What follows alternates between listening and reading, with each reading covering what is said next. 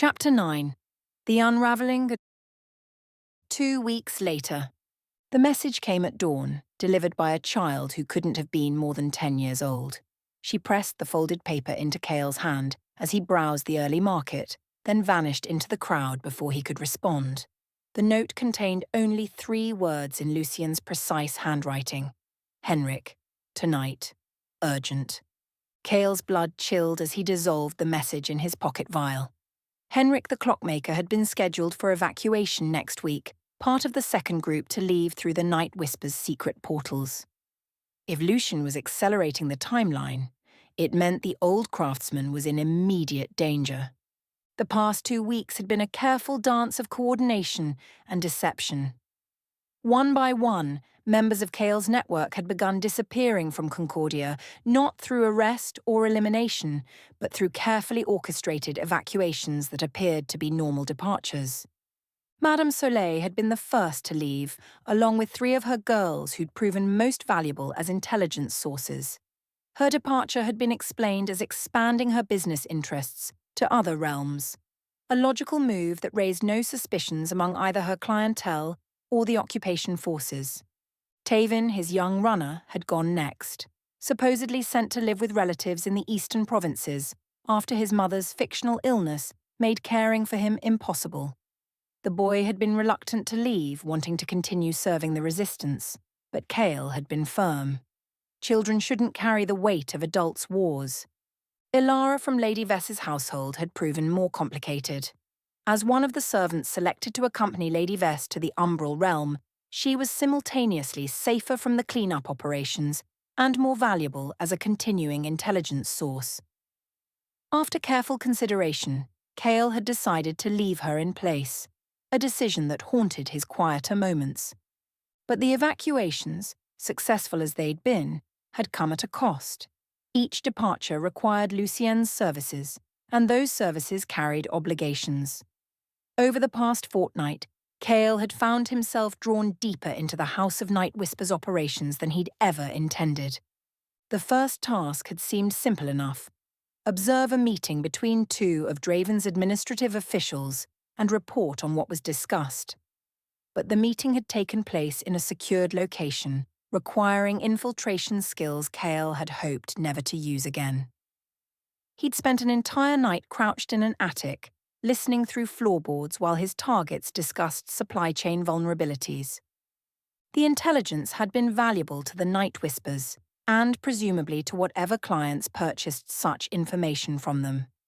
But it had also reminded Cael how easy it was to slip back into old patterns, old methods that had once cost Elena her life. The second task had been worse. Elimination of a Black Dawn courier who'd been skimming from shipments passing through Concordia. The man was corrupt, certainly, and his theft was disrupting operations the Night Whispers found profitable. But he was also just a mid-level functionary, probably with a family, certainly not deserving of death. Cael had tried to refuse, but Lucien had been quietly insistent. The arrangement was business, he'd reminded Cael. Services rendered required services returned. The courier had died in what appeared to be a robbery gone wrong, and Cael had added another weight to his conscience. Now Henrik was in danger, and Cael knew that saving him would require even deeper compromises. The clockmaker's shop stood dark and shuttered when Cael arrived after nightfall. No light showed through the windows, no sound of machinery came from within. But the rear door stood slightly ajar, the signal that Lucien was already inside, waiting. Cael found him in Henrik's workshop, surrounded by the delicate mechanisms that had served as his electronic ears throughout Concordia. Most of the devices were dark now, their listening posts abandoned or compromised as the security sweeps intensified. "Where is he?" Cael asked without preamble. "Safe for now," Lucien replied, his elegant fingers tracing the gears of one of Henrik's listening devices. But not for long. His name appeared on a list of persons of interest obtained by my sources within the administrative offices. Cael's jaw tightened. "What kind of list?" "Technical specialists with potential resistance connections. The occupation forces have finally realized that their communications security has been compromised. They're systematically investigating anyone with the skills to construct surveillance equipment. Timeline? Hours. Perhaps less. Lucian's expression was grave. The arrest teams are being assembled as we speak. Then we evacuate him tonight. Not we. You. Lucien turned to face Cael directly. Henrik is currently hiding in the basement of his shop, but he won't leave without his most sensitive equipment. Equipment too dangerous to abandon and too bulky for standard evacuation procedures. Cael looked around the workshop, noting several devices whose construction he didn't recognize. Henrik's skills had apparently extended beyond simple listening apparatus. What kind of equipment? The kind that could compromise Night Whisper's operations if it fell into the wrong hands. Lucian moved to a workbench where a cloth-covered object, roughly the size of a large book, waited. Henrik has been more than just a clockmaker. He pulled away the cloth, revealing a device that made Cael's breath catch. It was clearly a communication array, but one far more sophisticated than anything he'd seen before. Crystal components were woven through mechanical elements in patterns that suggested both magical and technological principles. He's been intercepting Night Whisper's communications, Cael realized. Among others. Henrik's devices don't just listen. They decode, decrypt, and record everything passing through Concordia's communication networks. Lucien's smile was cold. He's been selling information to multiple buyers, including some who would pay handsomely to know the house's business. Betrayal cut through Cael like a blade. Henrik, whom he'd trusted with some of his most sensitive operations. Henrik, whose devices had provided crucial intelligence about Draven's forces. Henrik, who'd apparently been playing all sides for profit. You want me to eliminate him, Cael said flatly. I want you to retrieve the equipment and ensure it can't be used against house interests. Lucien's tone was carefully neutral. What happens to Henrik is secondary to that objective. But not irrelevant. Number not irrelevant. Cael stared at the sophisticated communication device, understanding the full scope of Henrik's treachery. The man had positioned himself as a loyal ally while simultaneously selling secrets to anyone willing to pay.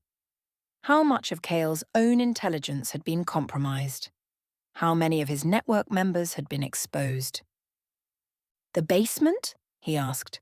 Through the shop's rear section, he's barricaded himself in with several of his most sensitive devices. Lucien produced a small vial of clear liquid. This will neutralize the magical components of his equipment without damaging them. Pour it over the crystal arrays and they'll become inert within minutes.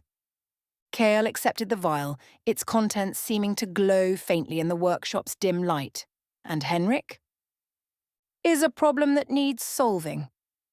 The words hung in the air between them, carrying the weight of another compromise, another step away from the man Cael had sworn to remain. But Henrik's betrayal had put everyone in danger, not just Cael's network, but potentially the Night Whisper's evacuation operations as well. I'll handle it, Cael said finally. The shop's rear section was dark and quiet, but Cael could hear movement from below, the soft sounds of someone trying to remain silent while gathering equipment. Henrik was down there, probably preparing to flee with whatever devices he considered most valuable. The basement entrance was hidden behind a false wall that had been cleverly disguised as a storage cabinet. Cael found the release mechanism after several minutes of careful searching, revealing stairs that led down into underground chambers he'd never suspected existed. The basement was larger than the shop above, extending under neighbouring buildings through what must have been a network of connected cellars. Magical lighting provided dim illumination, revealing workbenches covered with communication equipment far more sophisticated than anything in the upper workshop. Henrik stood with his back to the stairs, frantically packing devices into a large travelling case. His movements were quick but methodical. A man who'd prepared for this contingency but never expected to need it. Henrik, Cael said quietly. The old clockmaker spun around, his face cycling through surprise, fear, and calculation before settling on a forced smile. Commander, thank the stars. I was hoping you'd come. His voice carried the same warm tone Cael remembered from dozens of previous meetings. I've been compromised. They're coming for me tonight. But I've saved the most important equipment. We can re-establish operations elsewhere. How long? Cael asked, stepping into the basement. How long what? How long have you been selling information to multiple buyers? Henrik's forced smile faltered. I don't know what you mean. The communication array upstairs, the decryption equipment down here, the fact that Lucienne knows about your side business. Cael moved closer, noting how Henrik's hands had shifted toward tools that could serve as weapons. How long, Henrik? The old man's shoulders sagged, the pretense finally abandoned. 2 years, maybe longer, since before you started using my services. To whom? Anyone willing to pay. The Night Whispers, obviously. Some of Draven's intelligence officers. A few independent information brokers. Henrik's expression became pleading. You have to understand, I never sold anything that would hurt your operations directly. I was careful about that. You were careful about protecting your most valuable asset, Cael corrected. My network provided you with intelligence to sell to other buyers. It was business, Commander. Nothing personal. And I never betrayed you specifically. You betrayed everyone, Henrik. Every person who trusted you with sensitive information. Every agent who relied on your equipment for safety. Cael's voice remained calm, but ice ran through his words. How many people are going to die because you sold their secrets? Henrik's face crumpled. I never meant for anyone to get hurt. I was just trying to survive, to make enough money to disappear before everything collapsed. By selling out the people trying to prevent that collapse. You don't understand the pressure, the constant fear. Draven's people were getting closer. I needed resources to escape, to start over somewhere safe. Henrik's voice rose desperately. I would have taken you with me. All of us could have disappeared together. Using money earned from betraying the resistance. Using money earned from information that was going to be discovered anyway. Henrik stepped back, his movement revealing more equipment cases behind him. At least this way, some of us survive. Cael looked around the basement workshop, taking in the full scope of Henrik's operation. Dozens of communication devices, decryption equipment that could break most magical encoding, recording apparatus that could store conversations for later analysis. The old clockmaker had built an intelligence empire in these cellars, selling secrets to fund his own survival while others died for their loyalty. The equipment needs to be destroyed, Cael said. No, it's taken me years to build all this. It's my life's work. Henrik moved protectively toward the largest device array. Without it, I'm just another refugee with nothing to offer. Without it, you can't keep selling other people's secrets. I told you I was careful. You were lucky. Cael drew the vial Lucienne had given him. But luck runs out. Henrik's eyes fixed on the vial with horror. That's acid, isn't it? You're going to destroy everything. The magical components, yes. The rest will be thoroughly broken. Cael moved toward the nearest crystal array. This ends tonight, Henrik. Wait. Henrik grabbed a tool from the workbench, a heavy hammer meant for delicate metalwork. I won't let you destroy my life's work. The old man swung the hammer with surprising speed, but Cael had been expecting resistance. He sidestepped the clumsy attack, his own hand coming up to catch Henrik's wrist. The hammer clattered to the floor as Cael applied pressure to nerve points he'd learned decades ago in military training. Henrik cried out, his hand spasming open. But instead of surrendering, he tried to break free, desperation giving him strength that surprised them both. Please, he gasped, struggling against Cael's grip. I can make this right. I can work for you exclusively, no more outside buyers. Just don't destroy everything I've built. You've already destroyed it, Cael replied sadly. The moment you chose profit over principle. The struggle was brief but violent. Henrik fought with the fury of a man facing the destruction of everything he'd worked for. but he was old and soft, while Cael remained trained and disciplined. When it ended, Henrik lay unconscious on the basement floor, blood trickling from where his head had struck a workbench. Cael checked for a pulse, finding it weak but steady. The old man would live, but he'd awaken to find his life's work destroyed and his future very uncertain. Working methodically, Cael poured the contents of Lucien's vial over each crystal array in the basement. The effect was immediate and dramatic. The crystals darkened and cracked, their magical resonance dying with sounds like tiny screams. Then he used Henrik's own tools to smash the mechanical components, ensuring nothing could be salvaged or repaired. When he was finished, the basement workshop looked like a battlefield. Thousands of hours of work reduced to scrap metal and dead crystal. The intelligence empire that had funded Henrik's comfortable survival was gone, leaving only the bitter knowledge of how many people's trust had been betrayed. Cael knelt beside the unconscious clockmaker, checking his injuries once more. Nothing immediately life-threatening, but Henrik would need medical attention soon. That was someone else's problem now. Before leaving, Cael took one of Henrik's smaller communication devices, one that appeared undamaged by the destruction. If it worked as advertised, it might prove useful for future operations. A small recompense for a year of unwitting betrayal. Lucien waited in the upper workshop, his expression expectant. Finished? The equipment is destroyed. Henrik is alive but unconscious in the basement. Cael set the salvaged device on the workbench. He'll need medical attention, but he's no longer a threat to anyone's operations. Alive, Lucien noted. Interesting choice. He's a traitor and a profiteer, but he's not a killer. Death seemed excessive. Perhaps, though alive traitors sometimes become problems again. Lucien examined the device Cael had brought up. What's this? A communication array. Thought it might be useful for future operations.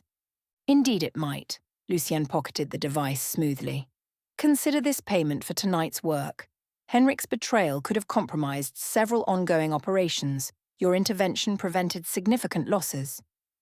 As they prepared to leave the ruined workshop, Cael reflected on how much had changed in just 2 weeks.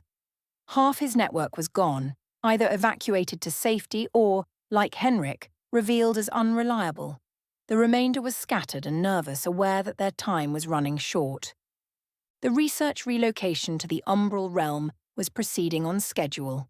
Mysterious shipments had been moving through Concordia's portals nightly, always under heavy guard and always following routes that avoided observation. The heart of Murkdusk itself had disappeared 3 days ago, transported in a convoy so secure that even Cael's best sources couldn't provide details. Lady Valerian remained in the city, overseeing the final phases of the withdrawal while coordinating with increased security sweeps. Her presence had made intelligence gathering far more dangerous. She seemed to anticipate resistance methods with uncanny accuracy. Most concerning were the systematic arrests that had begun over the past week. Not the random roundups that had characterized earlier security operations, but targeted apprehensions based on solid intelligence. Someone was providing Draven's forces with detailed information about resistance activities. The cleanup operations, Cael said as they emerged into the night air. They've already begun, haven't they? In all but name, Lucien confirmed. The systematic elimination phase starts next week, but preparatory arrests are happening now. Anyone who might have useful information is being taken for questioning first. How many? Dozens so far. Former military personnel, administrative officials from the previous government, business owners with connections to off-world trade. Lucien's expression was grim. They're being very thorough. Cael thought of the men and women still trapped in the city, those whose departures would be too conspicuous, whose skills were too valuable to abandon, whose loyalty kept them fighting even when logic suggested flight. The remaining evacuations? Will proceed as scheduled, but with increased risk. Every departure now requires careful coordination to avoid detection. Lucien stopped walking, turning to face Cael directly. Which brings me to your next assignment. Assignment? Lady Valerian has been asking uncomfortable questions about information leaks from secured facilities. Her investigations are getting close to identifying sources the House prefers to keep anonymous. Lucian's tone became businesslike. She needs to be redirected from this line of inquiry. Cael felt the familiar chill of moral compromise. Redirected how? Permanently. The word hung between them in the night air, carrying implications that made Cael's stomach clench. Lady Valerian was Ravina's right hand, a key figure in the research operations, and undoubtedly a dangerous opponent. She was also a person whose elimination would require skills Cael had hoped never to use again. Timeline? He asked. Soon. She's scheduled to depart for the Umbral Realm in 4 days, once the final equipment transfers are complete. After that, she'll be beyond reach. 4 days. Barely enough time to plan and execute an operation against such a well-protected target. But if Valerian's investigations were threatening sources the Night Whispers needed to protect, her continued existence represented a threat to more than just house operations. I'll need detailed intelligence about her security arrangements, movement patterns, vulnerabilities. Already prepared. Lucian produced a sealed envelope. Everything our sources have compiled about her habits and protections. Study it carefully. You'll only get one opportunity. As they parted ways in the shadows near the old temple where they'd first met, Cael reflected on how far he'd fallen from his original intentions.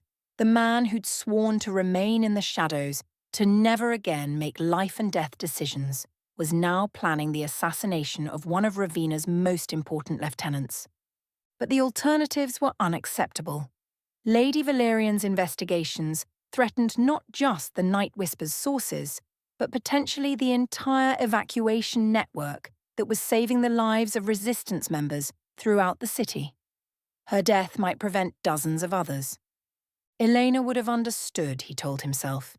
She'd always believed that healers sometimes had to cut away diseased tissue to save the patient. Sometimes, the greater good required individual sacrifices. The next 4 days would test whether that belief could sustain him through what he was about to do. As Cael made his way back to his modest quarters, the city around him felt different, tighter, more dangerous, like a trap slowly closing around everyone, still within its walls.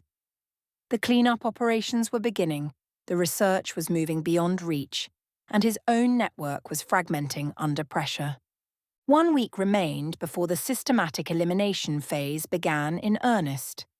1 week to save whoever could still be saved, to gather whatever intelligence might yet prove valuable, and to ensure that Lady Valerian's investigations died with her. The shadows were calling him deeper than ever before, but there was no other path forward. Only through darkness could he hope to preserve any light at all. The obsidian stone in his pocket pulsed with warmth, reminding him of obligations accepted and prices yet to be paid. But it also carried with it the promise of salvation for those who deserved it most. Time was running out, but it hadn't run out yet. And Commander Cael Varnor had learned long ago that even the smallest margins could make the difference between victory and defeat. The final phase was beginning, and this time he would not fail. Chapter 10. The Crimson Death.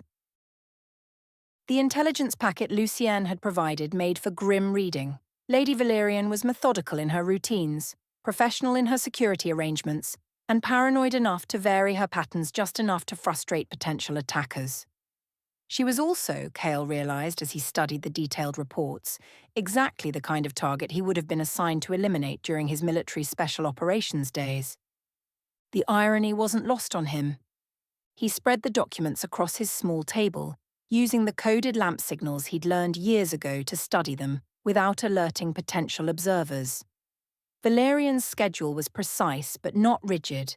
She maintained regular appointments while building in enough flexibility to avoid predictable vulnerabilities.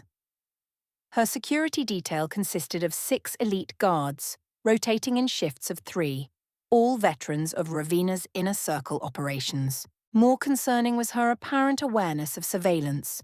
The reports noted that she frequently took indirect routes, doubled back on herself, and made unexpected stops. Either she suspected she was being watched, or professional paranoia had become second nature. Her quarters were in the governor's residence, the same complex where the heart of Murkdusk had been temporarily housed. The building was a fortress, with multiple layers of security, magical wards, and enough guards to repel a small army. A direct assault would be suicide, even for someone with Cael's training. But Valerian didn't remain in the fortress constantly. Her duties required movement throughout the city, inspections of portal facilities, meetings with administrative officials, oversight of the final equipment transfers. During these movements, she would be vulnerable. The key was identifying which movement offered the best opportunity while minimizing the risk of civilian casualties. Cael had no intention of becoming the kind of killer who accepted innocent deaths as acceptable losses. After 2 days of study, he'd identified 3 possible opportunities. Her daily inspection of the central portal hub occurred at the same time each morning, at 0800 hours precisely. The route was consistent, the security predictable, but the location was too public.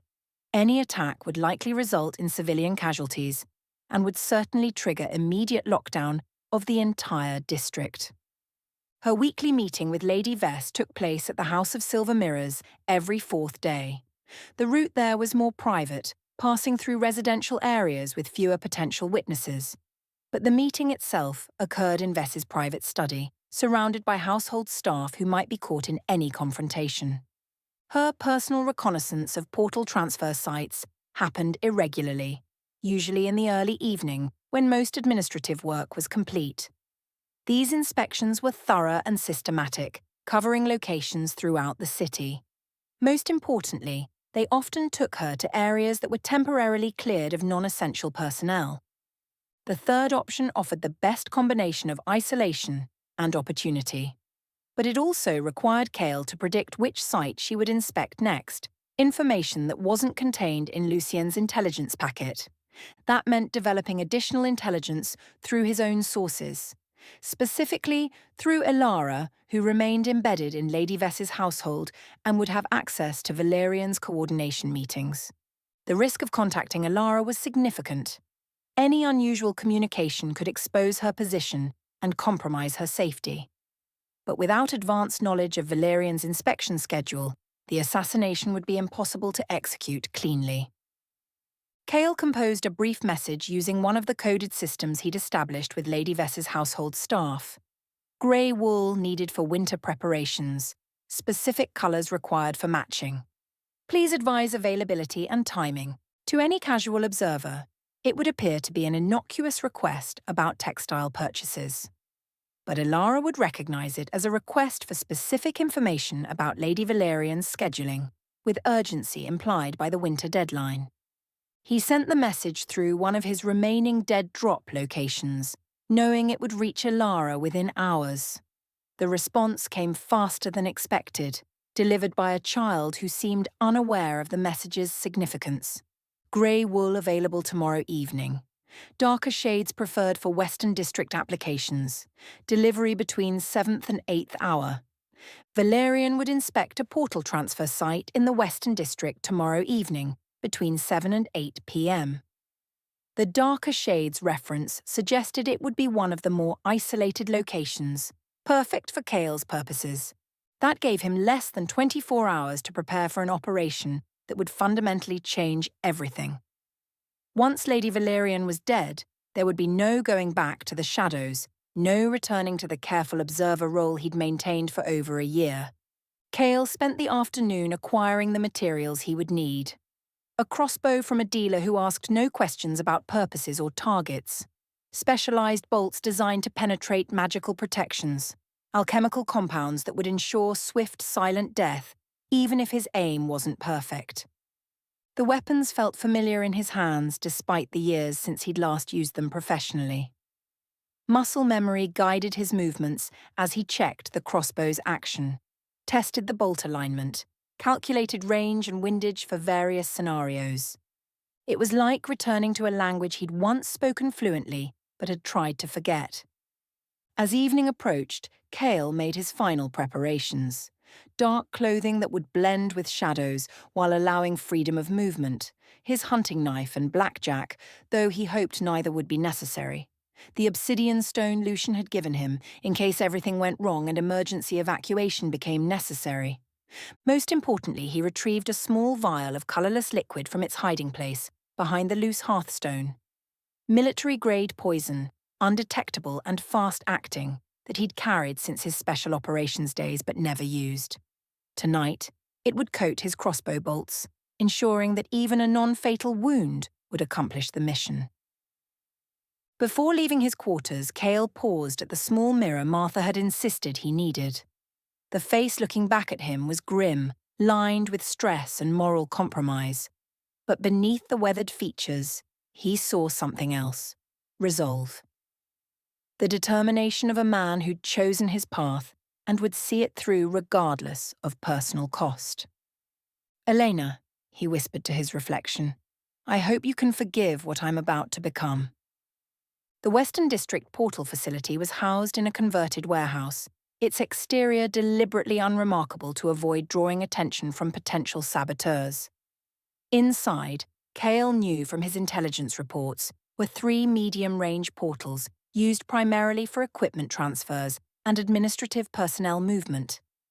The building's surroundings were ideal for his purposes: narrow alleys providing concealment, multiple escape routes, and very little civilian traffic after business hours. More importantly, the facility was temporarily operating with reduced security due to the final equipment transfers taking precedence over routine protection. Cael positioned himself on the roof of a building across the narrow street, approximately 60 meters from the facility's main entrance. The range was well within his crossbow's effective distance, the angle would provide a clear shot at anyone approaching the entrance, and the position offered multiple escape routes if the situation deteriorated. The waiting was the hardest part. Alone with his thoughts and the growing weight of what he was about to do, Cael found his mind returning to moments he'd tried to forget. Eleanor's face when she'd learned about his special operations background, her quiet insistence that killing, even for necessary reasons, left permanent stains on a person's soul. "Sometimes healing requires cutting away diseased tissue," she'd said when he'd struggled with guilt over wartime necessities. "But the surgeon must be careful not to cut away so much that the patient dies." How much of himself was he cutting away tonight? How much would remain when this was over? At 7:43 p.m., Lady Valerian's convoy arrived at the portal facility. 3 vehicles in tight formation, their armoured construction and tinted windows marking them as high-security transport. The lead and trailing vehicles disgorged guards who immediately established a defensive perimeter while the central vehicle's occupants remained protected. Cael steadied his crossbow, sighting through the weapon's simple but effective scope. From this range, individual features were clearly visible. He could see Lady Valerian's distinctive crimson coat as she emerged from the central vehicle, flanked by 2 guards whose positioning suggested extensive close protection training. The group moved toward the facility entrance with professional efficiency. Valerian walked with confident strides, her attention focused on the building rather than potential threats from surrounding structures. Her guards scanned continuously, but their attention was directed at ground-level approaches rather than elevated positions. A classic mistake in urban security, Cael noted absently. They were protecting against direct assault rather than precision elimination. As the group reached the facility entrance, Lady Valerian paused to speak with the building's security chief.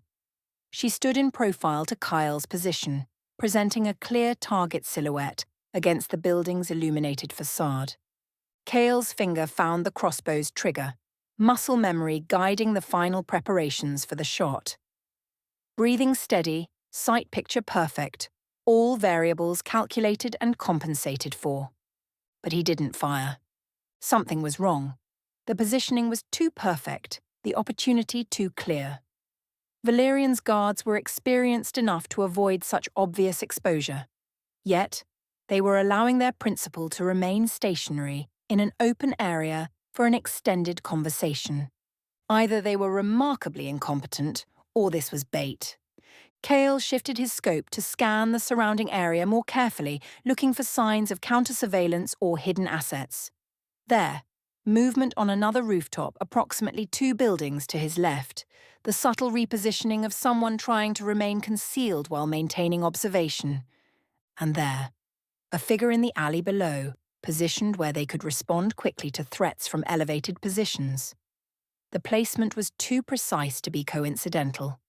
They knew. Somehow, Lady Valerian's security had anticipated an assassination attempt and prepared countermeasures. Whether through intelligence leaks, pattern recognition, or simple paranoia, they'd turned what should have been a clean elimination into a carefully constructed trap. Cael began withdrawing from his position immediately, understanding that his window for escape was closing rapidly. But as he moved, he caught sight of additional figures emerging from concealment throughout the area. Not just a few guards, but an entire security net designed to capture anyone attempting exactly what he'd planned. The trap was larger and more sophisticated than he'd initially realized. This wasn't just protection for Lady Valerian. This was a systematic operation to identify and eliminate whoever had been conducting targeted strikes against occupation personnel. They'd known about Henrik's death, about the other precision eliminations that had occurred over the past months. And they'd used Lady Valerian as bait to draw out the shadow operative they knew was working in the city. Cael moved swiftly but carefully across the rooftop, knowing that panic would lead to mistakes and mistakes would lead to capture. Behind him, he could hear the beginning sounds of a search pattern. Boots on stairs, voices coordinating through communication devices, the systematic expansion of a security perimeter. The escape routes he'd identified were still viable, but barely. Within minutes, the entire district would be locked down, with checkpoints and patrols making movement extremely dangerous. As he reached the building's edge and prepared to descend into the maze of alleys and side streets, Cael caught one last glimpse of Lady Valerian through his scope. She was looking directly at his position, her expression showing no surprise or concern, just the satisfied smile of someone whose carefully laid plan had succeeded exactly as intended. She raised one hand in a mocking salute, her crimson coat flaring dramatically in the evening light. Then she turned and disappeared into the portal facility, leaving her security forces to deal with the trap's consequences. Cael holstered his crossbow and began his descent, knowing that everything had changed in the space of a few seconds. The hunter had become the hunted, the observer had been observed, and the shadows that had protected him for over a year were about to become very dangerous places indeed. The cleanup operations were no longer a future threat. They had begun tonight, with him as the primary target, and Lady Valerian, very much alive and undoubtedly pleased with herself, would be coordinating the systematic destruction of everything he'd built to protect. As he disappeared into Concordia's narrow streets, with security forces converging behind him, Cael understood that he had perhaps hours before the entire city became a hunting ground, with him as the prey. The obsidian stone pulsed against his ribs, ready to summon emergency evacuation. But using it would mean abandoning everyone still trapped in the city, all the people who'd risked everything to help him gather intelligence. Some choices were impossible. Some prices were too high to pay. Commander Cael Varnor melted into the darkness, carrying with him the weight of failure and the knowledge that the final battle for Concordia's soul was about to begin. Behind him, Lady Valerian's laughter echoed through the night, like the tolling of funeral bells. Chapter 11. The Shadow's Reach. The broken shield felt different at midnight. The crowd was thinner, rougher, labourers finishing late shifts, guards from the less desirable posts, and those whose business was best conducted in darkness. Perfect cover for a man who needed to disappear into the background while coordinating the most dangerous operation of his life. Cael claimed his usual corner table, the familiar shadows welcoming him like old friends. To any observer, he was simply Grey, the regular patron, returning to his nightly routine after whatever business had kept him away. His weathered coat showed no signs of the evening's events. His posture suggested nothing more threatening than fatigue. But beneath the surface, his mind was racing. Lady Valerian's trap had been masterful, professional, thorough, and designed specifically to counter his methods. She'd studied him, anticipated his tactics, and turned his own expertise against him. The mocking salute still burned in his memory. However, Lady Valerian had made one crucial error in her assessment. She'd assumed he was working alone.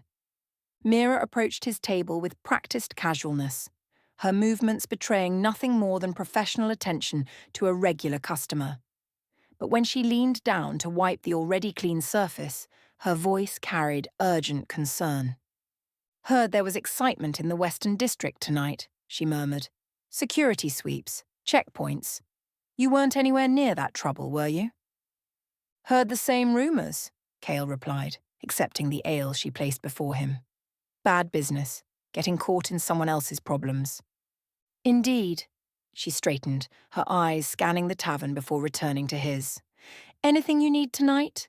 Kitchen's still open for special requests." The code phrase hung between them, offering access to services beyond food and drink. Cael had hoped never to use such resources, but circumstances were forcing his hand. "I could use some information about specialty items," he said carefully. "The kind that might be available from various suppliers throughout the city?" Mira nodded almost imperceptibly. "I'll check with our sources. Might take some time to coordinate with different vendors. Tomorrow night would be ideal timing. Quality goods, reliable delivery." "Understood. I'll make some inquiries." As Mira moved away to serve other customers, Cael began composing the messages in his mind. The operation he was contemplating would require coordination from multiple sources, each providing different pieces of the puzzle. Most importantly, it would require people to take risks they'd never been asked to take before. The first message went out through the tavern's kitchen staff, a brief note folded inside a napkin, destined for the servant network within the governor's residence. Simple words that carried complex meaning. Family dinner planned for tomorrow evening. Special preparation required. Please coordinate appropriate arrangements. To any casual observer, it was merely domestic planning, but his contacts would understand the real message. Lady Valerian needed to be made vulnerable, and they were being asked to facilitate that vulnerability. The second message was more complex, sent through a different channel entirely. A young woman who cleaned government buildings after hours would carry word to those who maintained the residence's security systems. The request was specific but coded. Certain magical wards might experience temporary malfunctions. Certain locks might not engage properly. Certain guard rotations might be affected by drowsiness. Each request was small enough to seem like natural oversight, but together they would create a window of opportunity that hadn't existed before. By 2 a.m., Cael had sent 7 different messages through 5 separate channels. The response network he'd built over the past year was about to be tested in ways he'd never intended. But Lady Valerian's trap had made it clear that half measures were no longer sufficient. As the tavern emptied and Mira began closing preparations, she stopped by his table one final time. "Your specialty items," she said quietly. "Most vendors are willing to accommodate, but they want assurance about payment." "Payment will be generous," Cael replied, and remembered. "There's some concern about quality control, making sure the final product meets expectations." She was asking about the endgame, whether his network members would be protected if the operation went wrong. A fair question, given what he was asking them to risk. "Quality is guaranteed," he said firmly, "and any vendor who assists will have my personal protection, regardless of other outcomes." Mira nodded, satisfied. Then I believe your order will be filled as requested. The rest of the night passed in careful preparation. Cael returned to his quarters as dawn approached, but sleep was impossible. Instead, he spent the morning hours planning every detail of what would need to happen in less than 24 hours. The intelligence he'd gathered about the governor's residence was extensive but dated. Security arrangements would have changed since Lady Valerian's arrival, especially after tonight's failed assassination attempt. He needed current information about guard rotations, ward configurations, and, most importantly, Lady Valerian's exact location within the building. The first response came at midday, delivered by a kitchen maid who appeared at his door carrying fresh bread. Hidden within the loaf was a detailed floor plan of the residence's east wing, annotated with guard positions and patrol timings. More importantly, it confirmed Lady Valerian's room assignment and the security measures protecting her. The second response arrived in the afternoon through a different messenger, a maintenance worker who reported that certain security systems were scheduled for routine inspection that evening. The timing would create brief windows when magical wards were temporarily inactive. By evening, Cael had received confirmation from 8 different sources within the governor's residence. The operation was feasible, but barely. Everything would need to work perfectly, with no margin for error or unexpected complications. As darkness fell over Concordia, he began his final preparations. The voice modulator came out of storage first, a small device that had served him well during special operations years ago. Worn against the throat, it altered vocal patterns beyond recognition, while adding an unsettling rasp that made every word sound menacing. His hunting knife was cleaned and sharpened to razor precision. A small vial of fast-acting paralytic joined his gear, not lethal, but effective for ensuring compliance during questioning. Lady Valerian would have perhaps 3 minutes of coherent speech before the drug rendered her unconscious. Most importantly, he retrieved the obsidian stone Lucienne had given him. If everything went wrong, if escape became impossible, the emergency beacon would summon Night Whisper's extraction within the hour. But using it would mean abandoning any hope of completing the mission. At 1:30 a.m., Cael began his approach to the governor's residence. The massive structure loomed against the night sky, its windows mostly dark except for guard posts and essential services. Getting inside would normally be impossible for any individual, no matter how skilled. But tonight was different. Tonight, doors would be unlocked, guards would be drowsy, and security systems would have convenient malfunctions. The invisible army of servants and staff had agreed to clear his path, united by shared hatred of those who treated them as less than human.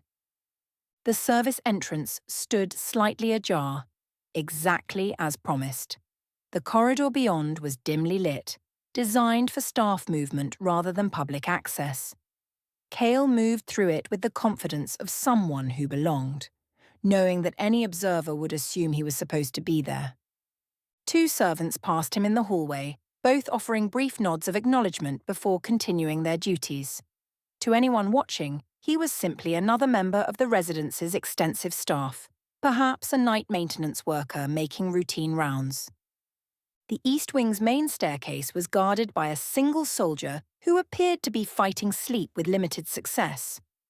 The mild sedative had done its work, leaving the man alert enough to function, but too drowsy to be properly vigilant. He glanced at Cael with unfocused eyes, noted the maintenance coveralls and official bearing, and returned his attention to staying awake. The third-floor corridor stretched before Cael like a pathway into enemy territory. Here the risks increased dramatically. But even Lady Valerian's personal guards were affected by the evening's subtle modifications. Their tea had been enhanced, their alertness compromised just enough to matter. Room 347 stood at the corridor's end, its heavy wooden door slightly ajar. Another oversight by the cleaning staff. Through the gap, Cael could see darkness beyond, broken only by faint light from the gardens outside. He slipped inside, closing the door silently behind him. The room was spacious, elegantly furnished, with a large bed positioned to take advantage of the garden view. Lady Valerian lay on her side, her distinctive red hair spread across expensive pillows, her breathing deep and even. Cael moved to the window first, adjusting the curtains to ensure that any light source would backlight his position while keeping his face in shadow. Then he positioned himself beside the bed, drawing his hunting knife with practiced silence. The cold steel touched Lady Valerian's throat with surgical precision, enough pressure to be immediately noticeable, not enough to draw blood. Yet. She stirred at the contact, her breathing changing from sleep to confused wakefulness. When her eyes opened, they immediately fixed on the dark silhouette looming over her, backlit by garden light filtering through the window. "Good evening, Lady Valerian," Cael said, his voice emerging from the throat modulator as a raspy, inhuman whisper that seemed to come from the shadows themselves. Her body went rigid with terror, her mouth opening to scream, but the knife's pressure against her throat made any sound dangerous. Intelligence replaced panic in her eyes as she realized the precariousness of her situation. "Very good," the altered voice continued approvingly. "You understand your position. Now we're going to have a brief conversation about your recent activities." Lady Valerian's eyes darted around the room, searching for weapons, escape routes, or means of summoning help. Finding none within reach, her gaze returned to the shadowy figure holding steel against her life. "Who?" she began, but the raspy voice cut her off. "Questions are my privilege tonight. Answers are yours." The knife shifted slightly, its edge catching faint light. "The research relocation to the Umbral Realm. When does the final transport occur?" For a moment it seemed she might refuse to answer. Then survival instinct overrode defiance. "Tomorrow night," she whispered, her voice shaking despite her efforts at control. "The last shipment departs through the primary portal at midnight." "Personnel? How many of Ravina's research staff are relocating?" 12. The core team. Others? She swallowed carefully against the blade. Others are being reassigned or eliminated. "The cleanup operations. How many targets remain?" Lady Valerian's eyes widened slightly, realizing how much her interrogator already knew. 43 confirmed resistance members, another 60 suspected collaborators, all scheduled for elimination within the week. Cael felt his jaw tighten behind the voice modulator. Over 100 people marked for death, many of whom had only committed the crime of maintaining their humanity under occupation. "You seem disappointed by those numbers," he observed, his raspy voice carrying dark amusement. "Were you hoping for more?" "They're enemies of the new order," she replied, some of her natural arrogance reasserting itself despite the knife at her throat. "Their elimination serves the greater good." "Whose greater good?" "Commander Ravina's vision of—" The knife pressed deeper, drawing a thin line of blood. "Careful. I can hear lies in your voice." Lady Valerian fell silent, understanding that philosophical justifications would not serve her here. "The trap tonight," Cael continued. "How did you know?" "Pattern analysis. Your previous targets, timing, methods. You're skilled but predictable." Her voice gained strength as she spoke of her professional accomplishments. "I've spent years hunting shadows like you. And yet here I am in your bedroom, with steel at your throat while your guards sleep peacefully in the corridor." The confidence drained from her expression as the reality of her situation reasserted itself. "The cleanup list," the raspy voice demanded. "Names, locations, timetables." "Encrypted files in my personal quarters at the Umbral facility, but I have backup records." She stopped herself, realizing she'd revealed too much. "Where?" "Hidden cache in the residence basement. Emergency protocols required duplicate records in case of communication breakdown." This was better than Cael had hoped. Physical access to the elimination lists would allow him to warn potential targets, perhaps even evacuate some before the operations began. "You're going to retrieve those files for me," the distorted voice informed her. "I can't. The basement is under separate security, biometric locks keyed to multiple personnel." "Then you'll convince those personnel to assist you." The knife's edge gleamed in the garden light. "After all, you're very persuasive when properly motivated." Lady Valerian's breathing had become shallow, panicked. "What do you want?" "Justice. For every person whose only crime was refusing to forget that Concordia was once free." The shadowy figure leaned closer. "But I'll settle for those files and your cooperation in warning the intended targets." "You can't extract me from the residence. The security has already proven inadequate." The raspy voice carried dark amusement. "Did you really think walls and guards could protect you from people you've spent years treating as invisible?" Understanding dawned in her eyes. "The servants. You've corrupted the servants." "I've given them reasons to remember their humanity. You've given them reasons to forget yours." Cael withdrew the small vial of paralytic from his belt, its contents glowing faintly in the darkness. "This will ensure you remain cooperative during our journey to the basement. Don't fight it. The alternative is much less pleasant." "Wait," Lady Valerian began, but the needle found the vein in her neck with professional precision.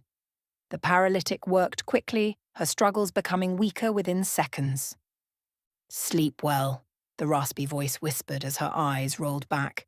"When you wake, you'll have the opportunity to undo some of the damage you've caused." Lady Valerian's body went limp, her breathing settling into the deep rhythm of chemically induced unconsciousness. She would remain unresponsive for 2 hours, long enough for Cael to transport her to the basement and prepare for the next phase of the operation. But as he prepared to lift her unconscious form, he heard the sound that had been dreading, voices in the corridor outside growing closer with each passing second. The guard rotation was changing ahead of schedule, and someone was asking pointed questions about the previous shift's unusual drowsiness. The window of opportunity was closing rapidly. Cael looked at the unconscious woman, then at the window overlooking the gardens 3 stories below. The jump was survivable for someone with his training, but not while carrying an unconscious passenger. The voices were almost at the door now. Discovery was imminent, and extraction was impossible. Cael looked at Lady Valerian's unconscious form and felt the weight of his tactical error crushing down on him. In his interrogation, he'd revealed that servants were involved, information that would doom every member of his network to brutal questioning and likely death once she regained consciousness. The woman who'd spent years treating the resident staff as invisible furniture would now turn her full attention to them. She would torture confessions from the innocent and guilty alike, and Cael's protective network would become a death sentence for everyone who'd ever helped him. He couldn't let that happen. The hunting knife was back in his hand before the thought fully formed. Lady Valerian's eyes fluttered open just as the steel found her heart, sliding between ribs with the precision of military training. Her mouth opened in surprise, but no sound emerged, just a small gasp as life fled her body. "I'm sorry," Cael whispered, his distorted voice carrying genuine regret. "But I won't let you hurt them." Working quickly, he withdrew a different blade from his gear, an ornate ceremonial dagger he'd acquired specifically for this moment. The weapon bore the distinctive markings of Administrative Director Cassius, a man whose ambitions had put him at odds with Lady Valerian's authority on multiple occasions. Cael pressed the ornate dagger into Lady Valerian's lifeless hand, positioning her fingers around the hilt as if she'd grabbed it during a struggle. Then he used the weapon to inflict a shallow wound on his own forearm, leaving Cassius's blood on the blade. From Lady Valerian's nightstand, he retrieved a silver pin bearing Cassius's administrative seal, something that would have been torn away during a violent confrontation. He pressed it into her other hand, ensuring her grip would leave clear fingerprints on the metal. The voices in the corridor were growing louder, more urgent. Discovery was seconds away. Cael moved to the window, pausing only to place the hunting knife he'd actually used inside a cloth bundle, prepared for exactly this purpose. The cleaning staff would find it within the hour, and by dawn, it would be carefully planted in Director Cassius's private quarters. As he slipped through the window onto the narrow ledge, Cael heard the door burst open behind him. Shouts of alarm filled the night air as Lady Valerian's body was discovered, the evidence of Director Cassius's apparent betrayal immediately obvious to the responding guards. The descent to the gardens was swift and silent, bushes breaking his fall as planned. Behind him, the governor's residence erupted into chaos as word of Lady Valerian's assassination spread through the building. But this time, the investigation would focus exactly where Cael wanted it, on the internal power struggle between ambitious administrators rather than on the network of invisible servants who had made the killing possible. As he made his way through Concordia's dark streets toward his safe house, Cael reflected on the night's outcome. Lady Valerian was dead. Her knowledge of the clean-up operations died with her, and Director Cassius would soon face accusations of murder that would cripple the occupation's administrative functions. Most importantly, the servants who had risked everything to help him would wake tomorrow to find their oppressor gone, and suspicion focused elsewhere. They would remain invisible, protected by the very dismissal that had once made them vulnerable. The final week before systematic elimination was beginning, but Cael had bought precious time and eliminated a dangerous enemy. The real war was just beginning, and this time he wasn't hiding in the shadows anymore. Sometimes the hardest choice was the right choice. Lady Valerian had learned too late that those she'd treated as invisible could still strike back, and that mercy in wartime was often the cruelest mistake of all. Behind him, Concordia burned with the chaos of internal suspicion and betrayal. Ahead lay the challenge of using the time he'd bought to save as many lives as possible before the darkness closed in completely. Commander Cael Varnor had crossed another line tonight, but he'd done it to protect those who couldn't protect themselves. Eleanor would have understood, he told himself. She'd always believed that sometimes cutting away diseased tissue was the only way to save the patient. The obsidian stone in his pocket pulsed gently, a reminder that escape was still possible. But Cael wasn't ready to run yet. There were still people to save, still battles to fight. The Shadow War was entering its final phase, and he intended to make every move count. Chapter 12. Ripples in Dark Water. The broken shield at 4 a.m. was a different creature entirely from its midnight incarnation. The crowd had thinned to its most dedicated patrons, those whose business truly required the cover of deepest night, and those too drunk or desperate to seek their beds. Perfect camouflage for a man who'd just assassinated one of the occupation's most powerful figures. Cael claimed his corner table with the casual confidence of someone whose night had involved nothing more dangerous than insomnia. His weathered coat showed no signs of recent activity. His demeanour suggested nothing beyond the fatigue common to Concordia's residents after 18 months of occupation. But beneath the surface, his mind was cataloguing everything Lady Valerian had revealed before her death. 43 confirmed resistance members. Another 60 suspected collaborators, all scheduled for elimination within the week. The numbers burned in his memory like brands, each representing someone whose time was running desperately short. Mira appeared at his table with practiced discretion, her movements betraying nothing more than routine service to a regular patron. But when she set down his usual ale, her fingers briefly touched his, a gesture that would seem accidental to any observer. "Heard there was some excitement at the governor's residence tonight," she said quietly, wiping down the already clean table surface. "Administrative difficulties, they're saying." "Administrators have such stressful lives," Cael replied, taking a measured sip of his ale. "Sometimes the pressure becomes overwhelming." Mira's slight nod confirmed she understood. Word of Lady Valerian's death had already reached the city's unofficial networks, though the details would remain speculation for most.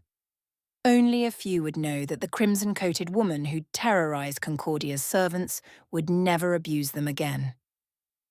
"There's talk of changes coming," Mira continued, her voice dropping further. "Reassignments, new security protocols. Some people might find their positions less secure." The cleanup operations were accelerating exactly as Cael had feared. Lady Valerian's death wouldn't stop the systematic elimination. It would make the remaining occupation forces more desperate to complete their work before the final research evacuation to the Umbral Realm. "How quickly are these changes expected?" Cael asked. "Hours, not days. Those with flexible arrangements might want to consider alternative accommodations immediately." The message was clear. His remaining network members needed to evacuate now, before the accelerated purge began in earnest. But, with over 100 names on the elimination lists, selective evacuation would be impossible. Too many would be left behind. The first messenger arrived as dawn was breaking, a kitchen worker who'd clearly run through the streets to reach the tavern. Her news was breathless but precise. Director Cassius had been arrested within an hour of Lady Valerian's body being discovered. The evidence against him was overwhelming. His dagger in her hand, his seal in her grip, his blood on the blade. But more concerning was what had happened afterward. Instead of an investigation, the remaining occupation leadership had immediately accelerated all scheduled operations. The research evacuation was moving up, and the clean-up operations were beginning ahead of schedule. "They're not waiting for proper procedures," the kitchen worker gasped, exhaustion making her forget the usual codes. "Just following predetermined protocols. Started grabbing people from the lists an hour ago." Cael felt his stomach tighten. The systematic elimination was proceeding exactly as Lady Valerian had planned, with her death merely triggering automated responses rather than creating the chaos he'd hoped for. "Timeline?" he asked urgently. "They're saying 2 days to complete the operation, then the research personnel depart and the occupation transitions to permanent control focused on the portal network." 2 days. 48 hours to save over 100 people while systematic searches began throughout the city. The mathematics were grim, but not impossible. As the morning progressed, more intelligence arrived through his remaining channels. The house-to-house searches were methodical but focused, targeting specific individuals rather than conducting random sweeps. This suggested the elimination lists were detailed and accurate, which made evasion more difficult, but also meant those not on the lists remained relatively safe. More significantly, the final research evacuation had been accelerated. Instead of tomorrow night's scheduled departure, the remaining personnel and equipment would leave Concordia tonight. Lady Valerian's death had created enough uncertainty that her superiors wanted the valuable research assets removed from potential danger immediately. By midday, a clearer picture was emerging from his remaining contacts. The systematic elimination was proceeding efficiently. Perhaps 20 of the intended targets had been captured in the first wave. But the remaining names on the list were proving more elusive, hidden by a population that had finally learned to actively resist rather than passively endure. The most crucial intelligence came in the afternoon, delivered through his most secure channel. A message from contacts within the governor's residence itself. The research evacuation would begin at sunset, with the remaining specialized equipment and research materials being transferred through the primary portal hub. More importantly, a new commander was arriving to oversee the final operations. Commander Ravina herself was coming to Concordia.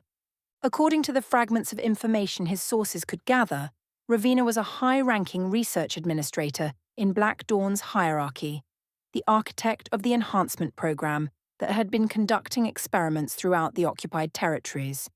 Her arrival meant the situation was considered critical enough to warrant personal oversight. This development changed everything. If Ravina was personally overseeing the final operations, It meant the research program was more important than Cael had realized.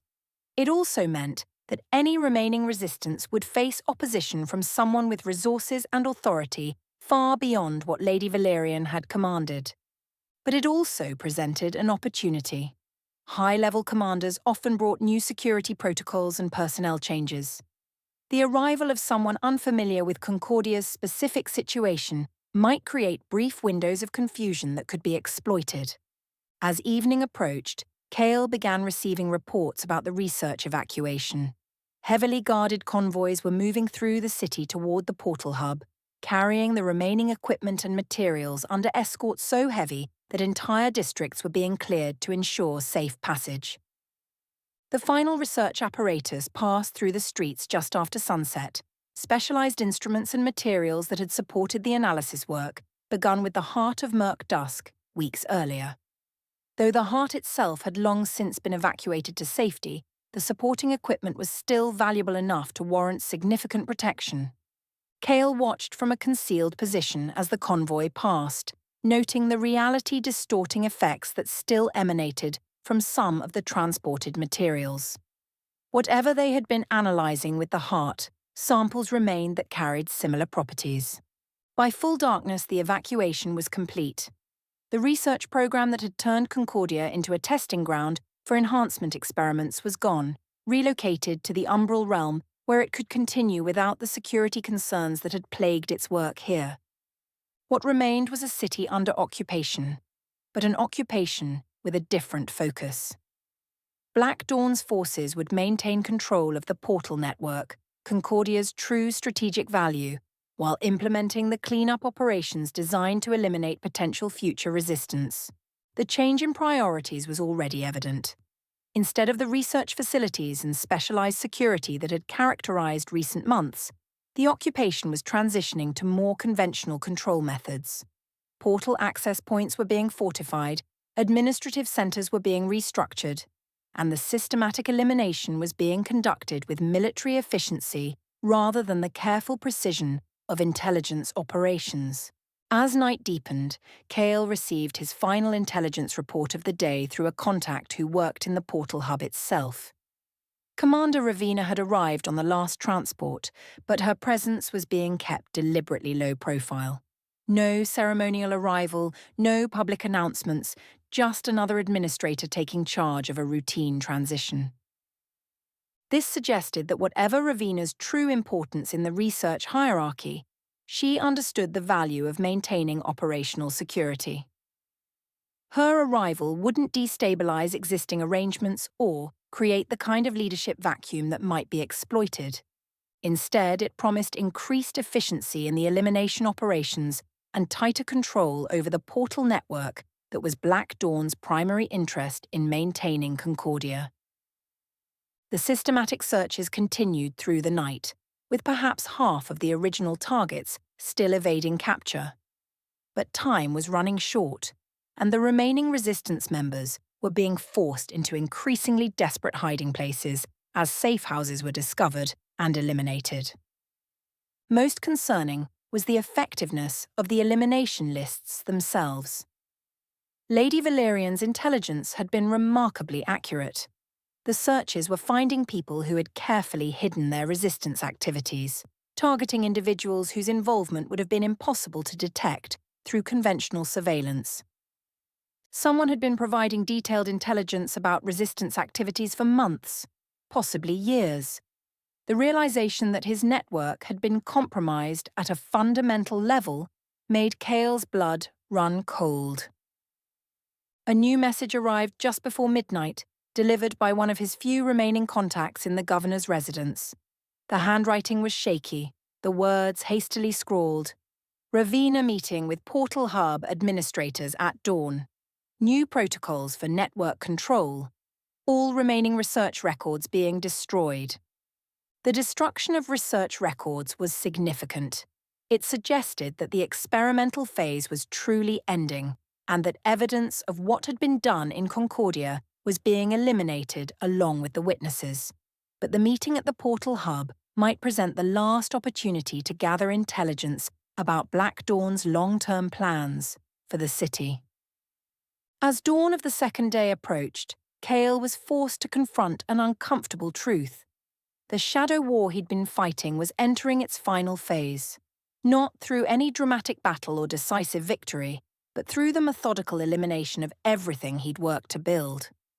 The question now wasn't how to win, but how to ensure that some small part of what he'd learned would survive to serve future resistance efforts. The intelligence about Black Dawn's research program, the understanding of their methods and priorities, the knowledge of how they operated when they thought no one was watching. The obsidian stone pulsed against his ribs, offering escape from what was coming. But escape would mean abandoning the few members of his network who might still be saved, and more importantly, it would mean losing the chance to observe Ravina's new protocols firsthand.